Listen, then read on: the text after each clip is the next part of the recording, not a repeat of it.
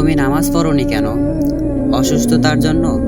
তুমি কি হযরত আইয়ুব আলাইহিসসালামের চেয়েও অসুস্থ, যে অসুস্থতার জন্য নামাজ পড়তে পারোনি?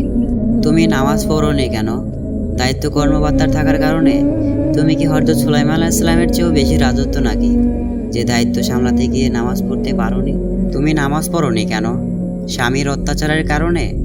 তোমার স্বামী কি বেবি আসিয়া তার স্বামীর যে অত্যাচারী? তুমি নামাজ পড়োনি কেন? সংসারী কাজকর্মের কারণে? তুমি কি ফাতেমা রাদিয়াল্লাহু তাআলার থেকেও বেশি সংসারী? নামাজ না পড়ার জন্য আল্লাহর কাছে কোনো অজুহাত চলবে না। সমুদ্রে হাবুডুবু খেলেও তখন ওয়াক্ত হলে নামাজ আদায় করতে হবে, কারণ প্রতিটা নিঃশ্বাস প্রশ্বাসের জন্য আমরা আল্লাহর কাছে ঋণী। বিনা কারণে এক ওয়াক্ত নামাজ কাজা করলে লক্ষ লক্ষ বছর জাহান্নামের আগুনে পড়তে হবে।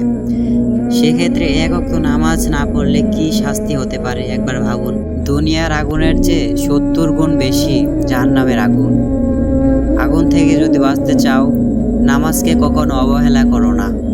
আল্লাহ রাব্বুল আলামিন আমাদেরকে সময় মতো নামাজ পড়ার তৌফিক দান করুক।